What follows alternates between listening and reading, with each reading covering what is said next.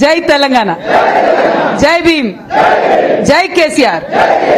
వేదిక మీద ఉన్నటువంటి గౌరవనీయులు, మనందరికీ పెద్దన్న, మన రాష్ట్రంలో మాజీ ఎస్సీ వెల్ఫేర్ శాఖ మంత్రివర్యులు, మా జగిత్యాల జిల్లాకు మేము పెద్దన్న అని గర్వంగా చెప్పుకుంటాం. అటువంటి అన్న మా పెద్దన్న కొప్పలీశ్వరన్న గారికి, అట్లానే మాజీ శాసనసభ్యురాలు గౌరవనీయులు చంద్రావతి మేడం గారికి, అట్లానే గౌరవనీయులు ఎస్సీ కార్పొరేషన్ చైర్పర్సన్ గా ఉండి తన స్వహస్తాలతోని లక్షలాది మంది దళితుల జీవితాలను తీర్చిదిద్దినటువంటి బండా శ్రీనివాస్ గారికి, అట్లానే మా కార్మిక విభాగం నాయకులు నారాయణ గారికి, అట్లానే గత 13 సంవత్సరాలుగా నాతో పాటు అడుగులో అడుగు వేసి నడుస్తూ అనేక ఉద్యమాల్లో పంచుకున్నటువంటి మా తమ్ముడు కోగిళ్ళ మహేష్ గారు, వారు ఇప్పుడు దళిత బంధు సాధన సమితి రాష్ట్ర అధ్యక్షుడిగా మరి మీ అందరితోని కూడా సమన్వయం చేసి మీ అందరినీ కూడా కలుపుకొని సలహాలు సూచనలు చేసుకుంటూ ముందుకు తీసుకెళ్తున్నాడు. డైనమిక్ ఫైర్ బ్రాండ్ మా కోగిళ్ళ మహేష్ గారికి ఉద్యమాభివందనాలు తెలియజేస్తా ఉన్నాను. మరి అదేవిధంగా మడికొండ రమేష్ గారికి, భువనగిరి శ్రీనివాస్ గారికి, దర్శనాల సంజీవ గారికి, దీటి బాలనర్సు గారికి, కాల్కూరి సురేష్ గారికి, ఏకు కార్తిక్ గారికి, ఊట్ల శ్రీనివాస్ గారికి, దేవదాస్ గారికి, ఏం పేరే చిలుముల దేవదాస్ గారికి, గద్దెల శంకర్ గారికి, నల్గొండ నుండి వచ్చిన లక్ష్మణ్ గారికి, తుంగతుర్తి నుండి వచ్చిన విద్యాసాగర్ గారికి, వేములవాడ నుండి వచ్చినటువంటి తిట్ల శంకర్ గారికి, భద్రాచలం నుండి వచ్చినటువంటి కర్ణే ఓంకార్ గారికి, రాష్ట్ర నాయకులు మొగిలి గారికి, రాజబాబు గారు సోషల్ మీడియా ఇన్ఛార్జ్ గారికి, రామన్న గారికి, అట్లానే బొమ్మల శంకర్ గారికి, రాష్ట్ర మహిళా నాయకురాలు భవానీ గారికి, సులోచన గారికి, రాష్ట్ర నాయకురాలు పద్మ గారికి, అదేవిధంగా హాజరైనటువంటి మీడియా మిత్రులకు, ఇతర సోదరులకు, జాగృతి కార్యకర్తలకు, నాయకులకు అందరికీ కూడా పేరు పేరున హృదయపూర్వకంగా నేను నా ఉద్యమాభివందనాలు తెలియజేస్తా ఉన్నాను. మరి ఇవాళ మీ అందరికీ తెలుసు, మనందరికీ తెలుసు, భారతదేశ వ్యాప్తంగా ఎప్పుడు కూడా అందరం బాధపడుతూ ఉంటాం. దేశం బాగుండాలంటే అందరం బాగుండాలి, దేశంలో ఉన్నటువంటి ప్రతి ఒక్కరం బాగుంటేనే అందరం బాగుంటామని అనుకుంటాం. చాలా ఎన్నో ఆశయాలు ఉంటాయి, ఎన్నో ఉంటాయి. కానీ ఆ ఆశయాలను, ఆకాంక్షలను గుర్తించి దళితులకు ఈ దేశంలో ఖచ్చితంగా 15% రిజర్వేషన్ ఉంటేనే నా అన్నదమ్ములకు సమాజంలో గౌరవం ఉంటుందని మన అందరినీ కూడా మన తలరాతలను మార్చినటువంటి మహనీయుడు అంబేద్కర్ గారి దయతోని ఇవాళ భారతదేశంలో సమాజంలో కలిసి మొత్తం దళితులంతా కూడా నడవగలుగుతున్నటువంటి పరిస్థితి ఉన్నది. నిజంగా ఒక్కొక్కసారి ఆలోచిస్తే అంబేద్కరే లేకుంటే మన పరిస్థితి ఎట్లుండే అని ఆలోచిస్తే ఎంత బాధగా ఉంటుంది. కేవలం దళితులకే కాదు, ఆయన అందరికీ ఆత్మబంధువే. మా ఆడబిడ్డలకు, బహుజనులకు, బీసీలకు ప్రతి ఒక్కరికి కూడా ఆత్మబంధువే అంబేద్కర్. అందుకే ఆయన అంటే మనందరికి అంత ప్రేమ. ఇన్ని ఏండ్లైనా, ఇన్ని సంవత్సరాలైనా కూడా ఇంత ప్రేమ గురిపిస్తూ ఉంటాం. మరి కేసీఆర్ గారు అటువంటి మహనీయులందరినీ కూడా చూసి మానవత్వాన్ని ఎట్లా ప్రదర్శించాలి, ఒకవేళ మనం ఏలుబడి చేసేటటువంటి రోజు వస్తే ఆలోచన పెద్దగా ఉండాలి కానీ చూపు చిన్నవాడి వైపు ఉండాలి అని చెప్పి ఆచరించి చూపించినటువంటి వ్యక్తి కేసీఆర్ గారు. ఆలోచన గొప్పగా ఉండాలి, పెద్ద పనులు చేయాలన్న ఆలోచన ఉండాలి, కానీ చేసే ప్రతి పనిలో అట్టడుగున ఉన్నటువంటి వారిని వేలు పట్టుకొని నడిపించుకొని తీసుకుపోవాలనేటటువంటి ఆలోచన కేసీఆర్ గారు చేసింది. మాకెప్పుడు నిత్యం ఎన్నిసార్లు కలిసినా, ఎన్నిసార్లు మాట్లాడినా కేసీఆర్ గారు మేమెవ్వరం నాయకులం కలిసినా, ఈశ్వరన్నకు తెలుసు, సీనన్నకు తెలుసు, మా నారాయణ తమ్ముడికి, చంద్రవతి గారికి అందరికీ తెలుసు, ఎప్పుడు కలిసినా కేసీఆర్ గారు ఒకటే మాట చెప్తారు, మనిషి అనేటోడు 1000 ఏళ్లు బతకడానికి పుట్టలేదు, మనిషి అనేవాడు 1000 ఏళ్లు బతకడానికి పుట్టలేదు, పుట్టి ఇక్కడ ఉన్నటువంటి కొన్ని రోజులల్లా బక్కపల్సనోని కోసం పనిచేయాలి, పేద సాధ కోసం పనిచేయాలి, అనగారినోని కోసం పనిచేయాలి అని చెప్పి నిరంతరం చెప్తా ఉంటారు తప్పితే ఇంకొక మాట చెప్పరు. మరి అటువంటి ఆలోచన విధానం నుంచి దళితుని ధనవంతుని చేయాలి అనేటటువంటి ఆలోచన విధానం నుంచి పుట్టిందే ఈ యొక్క దళిత బంధు పథకం తప్పితే ఏదో రాజకీయాల కోసమో, ఓట్ల కోసమో, ఇంకో దానికోసమో కాదు. ఎందుకంటే బీఆర్ఎస్ పార్టీ ఎప్పుడైనా కూడా వచ్చే తరం గురించి ఆలోచిస్తుంది, నెక్స్ట్ జనరేషన్ గురించి ఆలోచిస్తుంది. ఇప్పుడు ఎలక్షన్ కోసం ఆలోచించదు. We think about next generation, not about this election. ఎన్నికలు వస్తుంటాయి పోతుంటాయి, సమాజంలో అనేకమైనటువంటి కార్యక్రమాలు జరుగుతుంటాయి. కానీ నిలిచిపోయే పనులు చేయాలంటే గుండె నిబ్బరం కావాలి. అది నిండుగా ఉన్నటువంటి నాయకుడు కేసీఆర్ గారని ఈ సందర్భంగా తెలియజేస్తా ఉన్నారు.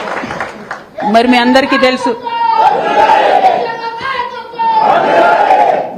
తెలుసు తెలంగాణ రాష్ట్రం ఇలా సాధించుకున్నామంటే ఆర్టికల్ 3 అంబేద్కర్ గారు ఆలోచించి పెట్టిన ఆర్టికల్ 3 దయ వల్ల మాత్రమే ఇలా తెలంగాణ వచ్చింది.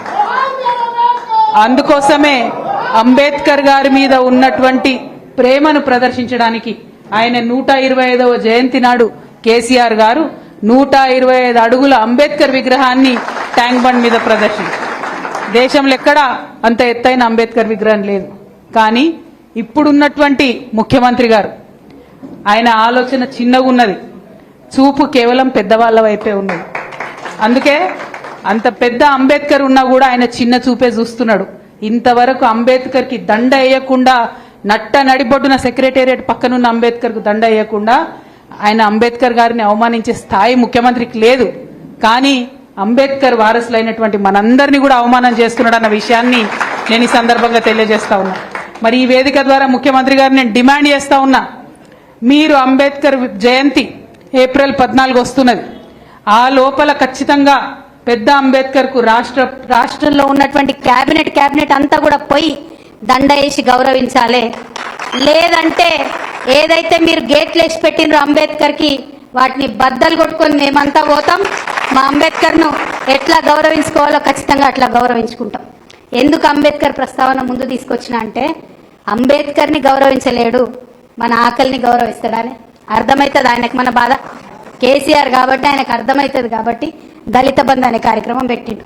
ఆనాడు ఎన్నికలు ఉన్నాయి, ఆ ఎన్నికలు దాటడానికి ఏం చేసిండు? ఇక రేవంత్ రెడ్డి చెప్తే ఇక్కడైతే ఎవరు నమ్మరు తెలంగాణలో కాబట్టి ప్రియాంక గాంధీని పట్టుకొచ్చిండు ఢిల్లీకి. పట్టుకొచ్చి ఆమెకు వచ్చిరాని తెలుగులో ఇప్పుడు 10 లక్షలు ఇస్తున్నాం, రేపు మేము అధికారంలోకి వస్తే 12 లక్షలు ఇస్తామని ప్రియాంక గాంధీతో చెప్పించిండు. రేవంత్ రెడ్డి గారు మొహం చూసి ఓటేయలే. ఇందాక అన్నట్టు మన వాళ్ళకి కొంతమందికి అడిదికు జర గుంజుతుంది అన్నట్టు అప్పుడప్పుడు. అందుకని ప్రియాంక గాంధీని చూడంగానే సరే మరిగా ఏదో పాప మా అక్క చెప్తుంది ఢిల్లీకి వెళ్ళి వచ్చింది, ఈమె 10 లక్షలు ఉన్నది 12 లక్షలు చేస్తా అంటుందని నమ్మినాం, కానీ మోసపోయినాం. మనం ఇవాళ రేవంత్ రెడ్డి గారిని డిమాండ్ చేసేది ఒకటే, ముఖ్యమంత్రి గారు మీరు ఎట్లాగూ చేయలేరు, 12 లక్షలు ఇచ్చుడు మీతో కాదు. ఎందుకంటే మీకు ప్రభుత్వం నడపస్తలేదు, సంవత్సరానికి 10,000 కోట్ల ఘాటాలో పోతున్నది పరిస్థితి. రియల్ ఎస్టేట్ కుదేలైంది, ఇండస్ట్రీస్ కుదేలైనాయి. మీరు వచ్చుడే అప్పులని మాట్లాడితే ఇలా దేశంలో మన రాష్ట్రానికి ఎవరు అప్పులు ఇచ్చేటటువంటి పరిస్థితి కూడా లేకుండా చేసి అందరినీ కూడా ఆగం చేసే పరిస్థితి ఉన్నది. కానీ డిమాండ్ ఒకటే, ఆల్రెడీ కేసీఆర్ గారు సపరేట్ గా డబ్బులు తీసి శాంక్షన్ చేసి 28,000 మందికి దళిత బంధు శాంక్షన్ చేసిండ్రు. ఇవాళ మా తమ్ముడు మహేష్ ఆధ్వర్యంలో మీరందరు చేసిన ఉద్యమానికి 10,000 మందికి ఆల్రెడీ రిలీజ్ చేయక తప్పని పరిస్థితి వచ్చింది. ఇంకా 18,000 మంది మిగిలి ఉన్నారు. మీకు చేతనైతే ధైర్యం ఉంటే ఇప్పుడు బడ్జెట్ సెషన్ వస్తుంది, అంత లోపల రిలీజ్ చేయాలని చెప్పి నేను ముఖ్యమంత్రి గారిని డిమాండ్ చేస్తా ఉన్నా. ఈ బడ్జెట్ లోపలనే రిలీజ్ చేయాలి, లేకపోతే వచ్చే అసెంబ్లీలో బీఆర్ఎస్ పార్టీ తరఫున మేమందరం కూడా వారిని అసెంబ్లీ సాక్షిగా నిలదీస్తామని, మీ పక్షాన మాట్లాడతామని కూడా ఈ సందర్భంగా నేను తెలియజేస్తా ఉన్నాను. అంబేద్కర్ అభయహస్తం సాధన సమితి అని పెడతా అన్నాడు తమ్ముడు, పెట్టు కొట్లాడు. కాకపోతే ఈ ముఖ్యమంత్రి మీద అయితే నాకు నమ్మకం లేదు. ఉన్నదానే మీకు ఎవరికన్నా ఎప్పుడైనా ఇచ్చిన మాట మీద నిలబడ్డానే? మరి ఎందుకే ఆయనతో మనకు మళ్ళీ 2-3 ఏళ్ళు ఆగితే మనమే వస్తాం, మనమే వేసుకుందాం మంచిగా. ఇంకొక మాట మీరు ఆలోచన చేసుకోవాలి. ఆయన మోసం చేయని వాళ్ళు ఎవరైనా ఉన్నారా? కనీసం కేసీఆర్ సార్ గురుకులాలు పెట్టిండు, వాటినైనా నడపస్తుందా చక్కగా? 57 మంది పిల్లలు చచ్చిపోతారని గురుకులాలలో. ఏం చేస్తున్నట్టు ప్రభుత్వం? ఏం చేస్తున్నట్టు? కనీసం కేసీఆర్ పెట్టిపోయింది దాన్ని ఉన్నట్టు నడపరాని చేతగానేటువంటి వ్యవస్థ ఈ ప్రభుత్వంలో నడుస్తుంటే వారి నుండి ఇంకా మనం ఆశించడం. మీకు ఒక మాట చెప్పాలి, మీ అందరు లెక్కలు తెలిసిన వాళ్ళు ఉన్నారు కాబట్టి 33,000 కోట్లు పెట్టిరు ఈసారి బడ్జెట్లో. ఎస్సీ ఫండ్ 33,000 కోట్లు పెట్టిండ్రు. దాంట్లో ఇప్పటి వరకు అంటే ఇంకా 15 రోజులు అయితే మార్చి వస్తుంది, కొత్త బడ్జెట్ వస్తుంది. దాంట్లో ఇప్పటి వరకు విడుదల చేసింది ఎంత అంటే కేవలం 9,800 కోట్లు. అంటే పెట్టుడేమో 33,000 కోట్లు, కానీ ఇచ్చుడేమో కేవలం 9,800 కోట్లు. అంటే కేవలం 30% బడ్జెట్ మాత్రమే ఇచ్చిరు తప్పితే ఇంకా ఇవ్వలే. ఇంకా మిగిలిన డబ్బులు కూడా మనకు ఉంటాయి మన ఖాతాలో. ఎందుకోసం ఉంటాయి? కేసీఆర్ సార్ ముందే ఆలోచించిండు, ఇసొంటి ఎవరైనా ముఖ్యమంత్రి వస్తే ఫ్యూచర్లో ఇబ్బంది అవుతుందనే ఎస్సీ ఎస్టీ సబ్ ప్లాన్ కి ఒక ఖచ్చితమైన చట్టం తీసుకొచ్చారు కేసీఆర్ సార్. మీరు గనుక ఈ సంవత్సరంలో ఖర్చు పెట్టకపోతే వచ్చే సంవత్సరం మనకి ఇవ్వాల్సిందే అవి, వాటిని ఎగబెట్టడానికి లేదు. కేసీఆర్ సార్ చట్టంలో మనందరి కోసం ఆ రక్షణ పెట్టిండు ఆల్రెడీ. కాబట్టి ఇప్పుడు ఎగబెట్టినా కూడా ఆ డబ్బులు వస్తాయి. కానీ ఆ డబ్బుల్ని సంపాదించి తెచ్చి మీకు ఇచ్చేటటువంటి మనసున్న సర్కార్ లాగా అయితే నాకు అనిపిస్తలేదు. వారిని ఒకటే ఒక భాష అర్థమవుతుంది, వారికి ఉద్యమాల భాషనే అర్థమవుతుంది. బరాబర్ మొదలు పెడదాం, మేము అసెంబ్లీలో మొదలు పెడదాం. మీరు ఎక్కడేంటే అక్కడికి నేను కూడా వస్తా, ఈశ్వరన్న కూడా వస్తా, అట్లనే మా బండ శ్రీనన్న కూడా వస్తారు. ఇవాళ కావాలనే వీళ్ళిద్దరిని పిలిపించిన, ఎందుకంటే మన దళితుల పాలిట ధనలక్ష్మి లెక్క మన అన్న అందరికీ కూడా దళిత బంధు స్కీము వారి ఆధ్వర్యంలో కేసీఆర్ గారు మొదలుపెట్టింది. మరి అటువంటి లక్ష్మీపుత్రుడు ఇక్కడ ఉండాలి. అట్లనే అన్న ఎస్సీ కార్పొరేషన్ కి వచ్చిన నిధులతోనే దళిత బంధు చేసుకున్నాం. కాబట్టి తను కూడా ఇక్కడ ఉండాలనే వారిద్దరిని నేను ఇవాళ పిలవడం జరిగింది. వాళ్ళకి తెలుసు ప్రతి లెక్క ఏ ఊర్లో ఎన్ని ఇచ్చినాం, ఏ ఊర్లో ఎట్లా ఇచ్చినాం, ఎట్లా మనం బ్యాంకులతోని కలెక్టర్లతో ఇబ్బంది లేకుండా చేసినామని తెలుసు. కాబట్టి వారిని ఇక్కడ పిలిచినాం. కాబట్టి ఈ పోరాటంలో మేమందరం బీఆర్ఎస్ పార్టీగా మీ వెంట ఉంటామని ఈ సందర్భంగా నేను తెలియజేస్తా ఉన్నాను.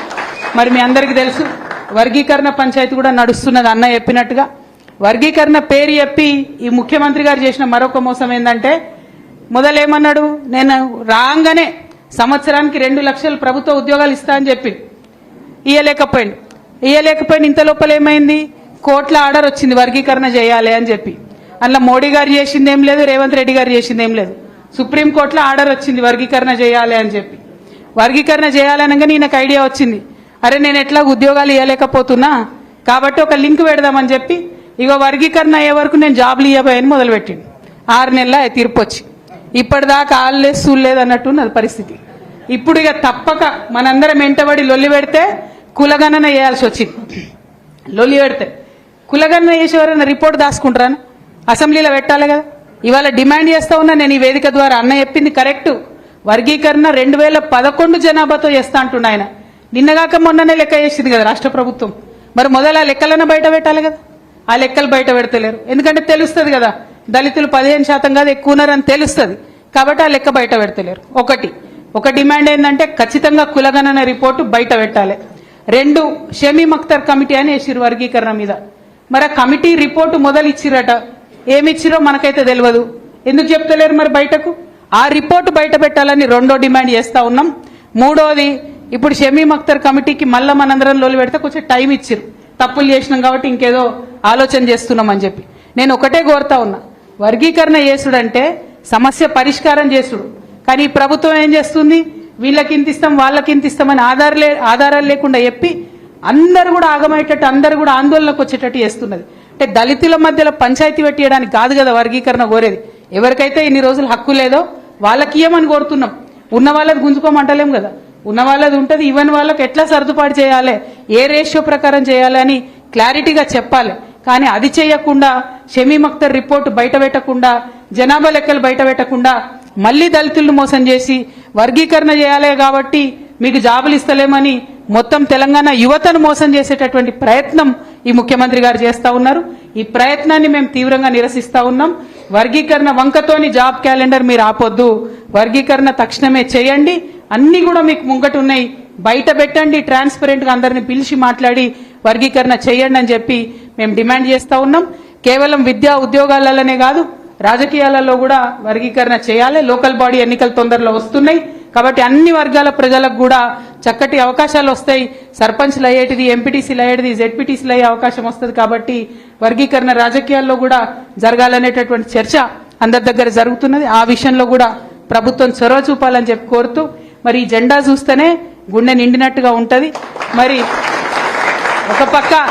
ఒక పక్క గులాబీ జెండా, ఇంకొక పక్క నీల జెండా, 2 కలిస్తే అద్భుతమైనటువంటి ఉద్యమ స్ఫూర్తి గుండెల్లోంచి ఉబికి వస్తుంది. కాబట్టి మీ చెల్లెగా ఎప్పుడు మీతో పాటు కలిసి నడుస్తాను. ఈ ఉద్యమమైనా అది ఇంకేదైనా అని చెప్పి మళ్ళొక్కసారి తెలియజేస్తూ, ఇంత దూరం నుండి వచ్చిండ్రు, మరి భద్రంగా ఇంటికి చేరండి. అందరికీ కూడా సెలవు. Thank you. జై తెలంగాణ. జై తెలంగాణ.